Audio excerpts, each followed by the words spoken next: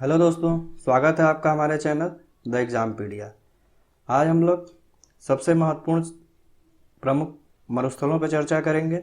देखेंगे इनसे कौन कौन से प्रश्न आते हैं और कौन कौन से महत्वपूर्ण एग्जाम में आते हैं। तो आपको हम बता दें इससे कौन कौन से महत्वपूर्ण एग्जाम में आते हैं। यूपी ट्रिपल एसएससी द्वारा आयोजित सभी परीक्षाएं, चाहे लेखपाल की हो, चाहे क्लर्क की हो, चाहे जिस प्रकार की परीक्षाएं, उसमें प्रश्न आएंगे। इसके बाद एसएससी द्वारा आयोजित परीक्षाएं, चाहे जेई हो, चाहे स्नातक लेवल की परीक्षा हो या इंटर लेवल की। इसके बाद इसमें देखेंगे और कौन से एग्ज़ाम में आते हैं, तो रेलवे के एग्ज़ाम में आते हैं। तो हम लोग पहले इसे मैप के माध्यम से समझेंगे, देखेंगे कौन कौन से ऐसे प्रमुख स्थल हैं जहाँ पे मरुस्थल पाए जाते हैं। तो आइए हम सबसे पहले मैप के माध्यम से इसको समझने का प्रयास करते हैं। तो सबसे पहले हम उत्तर अमेरिका आपको बता दें कहाँ है। उत्तर अमेरिका देखिए ये है नॉर्थ अमेरिका, यहाँ पे आपको देख सकते हैं लिखा हुआ है नॉर्थ अमेरिका। इसके बाद देखिए दक्षिण अमेरिका,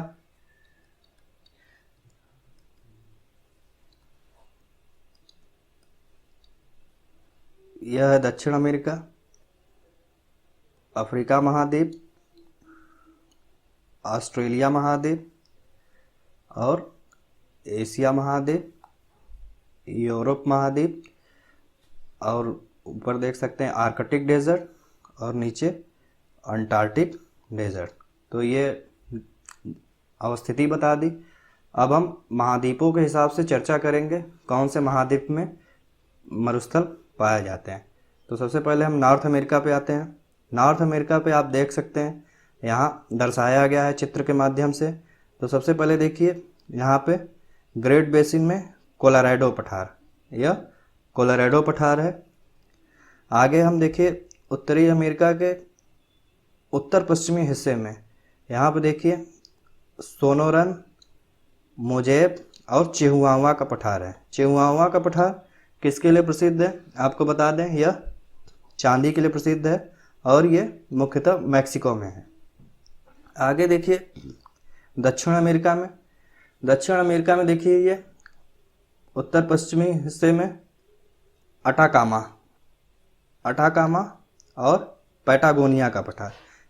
आप देख सकते हैं दक्षिण अमेरिका में इसके उत्तर से लेकर दक्षिण तक एंडीज पर्वत का विस्तार है और यह दोनों पठार यहीं पर स्थित हैं।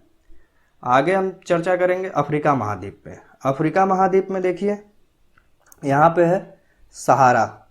सहारा जो है सबसे बड़ा मरुस्थल है अंटार्कटिका को छोड़कर। आगे हम देखते हैं इसमें और कौन से ऐसे मरुस्थल हैं। तो आप देख सकते हैं यहाँ पे नामीब का मरुस्थल और कालाहारी। कालाहारी में देखिए यहाँ पे एक जनजाति पाई जाती है जिसको हम बुशमैन के नाम से जानते हैं। आगे हम देखेंगे इसके बाद ऑस्ट्रेलिया महाद्वीप में। ऑस्ट्रेलिया महाद्वीप में देखिए तनामी, ग्रेट सैंडी, गिब्सन और ग्रेट विक्टोरिया, ये ऑस्ट्रेलिया महाद्वीप के पठार। और यहाँ पर देख सकते हैं स्टुअर्ट, स्टोनी और सिम्पसन है। आपको बता दें ऑस्ट्रेलिया एक प्यासी भूमि का भी देश कहा जाता है। इसका कारण यह है कि ऑस्ट्रेलिया का जो पश्चिमी हिस्सा है वह बिल्कुल सूखा रहता है। ऑस्ट्रेलिया की ज़्यादातर आबादी ऑस्ट्रेलिया महाद्वीप के पूर्वी तटों पर लगी रहती है। इसके महत्वपूर्ण शहर जैसे मेलबर्न, एडिलेड, सिडनी आदि जितने भी महत्वपूर्ण शहर हैं ये ऑस्ट्रेलिया के पूर्वी तट पर रहते हैं। एक चीज़ और बताएं, ऑस्ट्रेलिया के पश्चिमी महाद्वीप में देखिए यहाँ पे पर्थ है और यहाँ पे सिडनी, यहाँ से यहाँ तक एक रेल लाइन जोड़ी गई है जिसको हम महाद्वीपी पार रेल लाइन भी कहते हैं। आगे हम देखते हैं इसके महत्वपूर्ण तथ्यों में एशिया में देखिए कई डेजर्ट हैं। इसमें सबसे प्रमुख गोबी का डेजर्ट, तकलामकान, काराकोम और किजलुकुम, ये एशिया के प्रमुख मरुस्थल हैं। अब हम देखेंगे आगे और कौन से ऐसे महत्वपूर्ण हैं। तो इसमें देखिए नीचे एकदम अंटार्कटिक डेजर्ट भी है और ऊपर आर्कटिक डेजर्ट। तो ये महत्वपूर्ण डेजर्ट हो गए। अब देखिए यहाँ पे थार मरुस्थल। थार मरुस्थल जो है भारत के उत्तरी पश्चिमी हिस्से में विस्तृत है और यह महत्वपूर्ण है। आगे हम देखेंगे इसमें इसके महत्वपूर्ण जो है मरुस्थल के तथ्यों के बारे में, और हम आपको बताएंगे कि मरुस्थल का विकास क्यों होता है और कैसे और किन परिस्थितियों में होता है। तो आइए हम देखते हैं कि मरुस्थल का विकास क्यों और कैसे होता है और इनकी प्रमुख स्थितियों के बारे में। तो आइए हम देखते हैं। तो सबसे पहले हम आपको बता दें सहारा मरुस्थल। सहारा मरुस्थल के बारे में हमने आपको बताया ही था। यह उत्तरी अफ्रीका में है और यह दुनिया का सबसे बड़ा मरुस्थल है अंटार्कटिका को छोड़कर। आगे हम देखते हैं ऑस्ट्रेलिया महाद्वीप में। ऑस्ट्रेलिया महाद्वीप में हमने चित्र के माध्यम से आपको बताया था great Victoria, great Sandy, grand Simpson आदि, ये सब कहाँ पे है? ऑस्ट्रेलिया महाद्वीप में। आपको हमने बताया था ऑस्ट्रेलिया महाद्वीप का जो पश्चिमी हिस्सा है बिल्कुल सूखा है, वहाँ पे कोई भी लोग नहीं रहते हैं, वहाँ पे एक प्रकार से सभी महत्वपूर्ण खनिजों के खान है। आगे हम चर्चा करते हैं गोबी। गोबी मरुस्थल कहाँ पे? यह मंगोलिया और चीन में है। आगे हम देखते हैं कालाहारी। कालाहारी कालाहारी कहाँ पे है? ये बोत्सवाना में। इसका अधिकतर भाग बोत्सवाना में विस्तृत है और कालाहारी में एक महत्वपूर्ण जनजाति पाई जाती है जिसे हम कहते हैं बुशमैन। आगे हम जब जनजाति के बारे में चर्चा करेंगे तो हम सभी महाद्वीपों में बताएंगे कौन सी जनजाति और किस देश में पाई जाती है।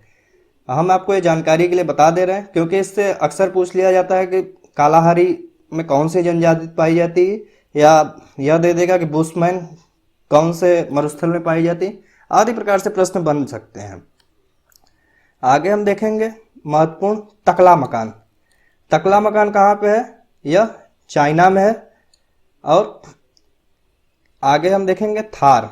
थार जो है उत्तर पश्चिमी भारत एवं पाकिस्तान। ऐसा नहीं है कि थार केवल भारत में ही, यह पाकिस्तान के हिस्से में भी पड़ता है थार मरुस्थल। आगे हम देखेंगे ऐसे कौन से महत्वपूर्ण मरुस्थल हैं। तो इसमें सबसे पहले देखिए अटाकामा। अटाकामा मरुस्थल कहाँ है? उत्तरी चिली। यह महत्वपूर्ण मरुस्थल है। दस्ते लूट। दस्ते लूट कहाँ है? यह पूर्व ईरान में है। आगे दस्ते कबीर, यह कहाँ है? दक्षिणी ईरान में। ईरान में दो मरुस्थल है, एक ईरान के पूर्वी हिस्से में पड़ता है और एक ईरान के दक्षिणी हिस्से में। Sierra Nevada. सियरा नेवाडा क्या है? अमेरिका में है। अमेरिका की राजधानी आप लोगों को पता होगी, वाशिंगटन। आगे हम देखते हैं पैटागोनिया। पैटागोनिया मरुस्थल कहाँ है? अर्जेंटीना। अब हम आपको बताएंगे मरुस्थलों का विकास कैसे होता है और कहाँ पे ये मरुस्थल अधिकतर पाए जाते हैं और इनके मरुस्थल बनने में कौन से ऐसे कारण हैं जो महत्वपूर्ण भूमिका निभाते हैं। तो आइए हम एक तथ्यों के माध्यम से समझ लेते हैं। तो आपको बता दें कि दुनिया के अधिकतर मरुस्थल कहाँ पाए जाते हैं? महाद्वीपों के पश्चिमी तट पे।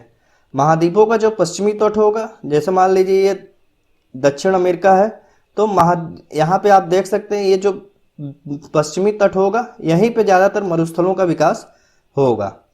आगे हम देखते हैं इसके कारण क्या है।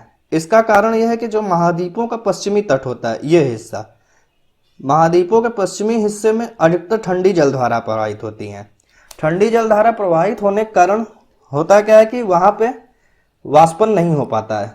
वाष्पन नहीं होता है तो जिसके कारण क्या होगा कि वहाँ पे बादल नहीं बनेंगे। बादल नहीं बनने के कारण वर्षा पर्याप्त मात्रा में नहीं होगी, जिसके कारण वहाँ पे सूखा पड़ जाता और मरुस्थलों का विकास होता है।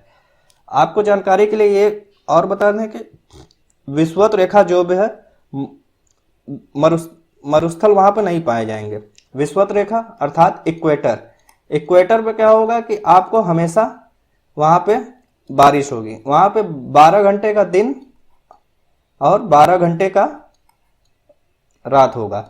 वहाँ पे सूर्य की किरणें पर्याप्त पड़ेंगी, जिसके कारण वहाँ पे वनस्पतियों का विकास सबसे ज़्यादा होगा और वहाँ पे जैव विविधता भी सबसे ज़्यादा होगी।